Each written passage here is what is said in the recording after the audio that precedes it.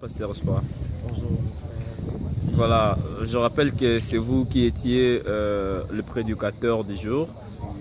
Alors, pasteur, on a été certainement bénis par la parole de Dieu, Oui. mais quelle a été, bien sûr, quelle est la quintessence de votre message du jour?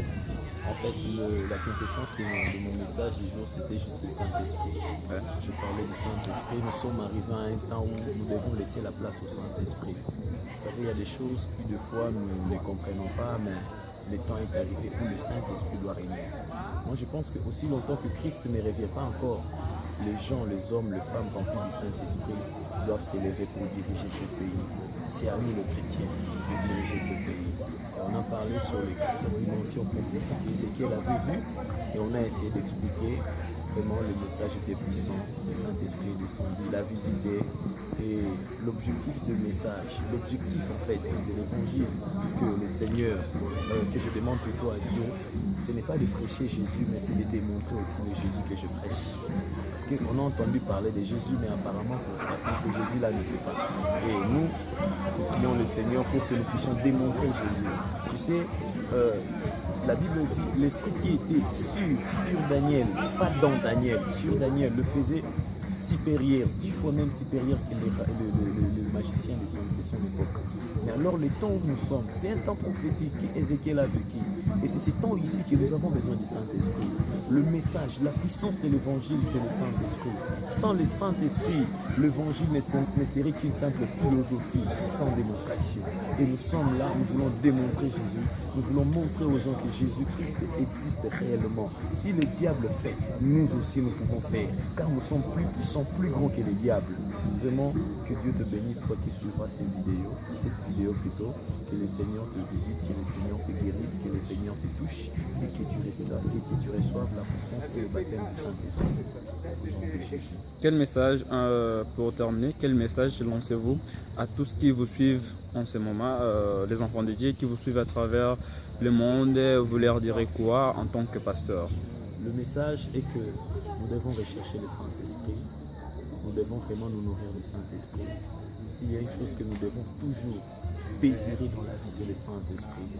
La Bible dit le Saint-Esprit sonde la profondeur. C'est lui-même qui connaît les secrets de Dieu.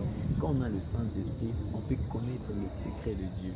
Quand on a le Saint-Esprit, on n'est pas limité. Car devant le Saint-Esprit, il n'y a pas de limitation. Comme je l'ai dit, Saint-Esprit, c'est Roua. Roua s'explique dans 3 dimensions. La première dimension, c'est le souffle divin. Un souffle qui souffle où il veut, ou le vent qui souffle où il veut. Personne ne peut l'arrêter. Deuxièmement, le Roua s'explique comme le vent du désert. Le vent qui vient effacer les traces. Le vent qui vient enlever les mauvaises choses pour introduire de nouvelles choses. Et la dernière explication du Saint-Esprit du Roi, c'est le souffle de vie, le souffle divin en nous, le souffle qui nous pousse toujours à avoir soif de Dieu. Moi, je pense le message que je lance à tous les jeunes, le réveil nous a visités, mais le réveil dort. Alors, comment réveiller le réveil qui dort? C'est justement en cherchant le Saint-Esprit, en s'appuyant au Saint-Esprit, et les choses vont évoluer, les choses vont avancer. Que Dieu vous bénisse. Merci beaucoup, pasteur. Mais toutefois, si on veut vous voir, soit vous contacter, on peut vous contacter à quel numéro? Soit l'adresse email. D'abord, je suis de l'église Le Salut des Nations en Jésus, la fondation FSNJC.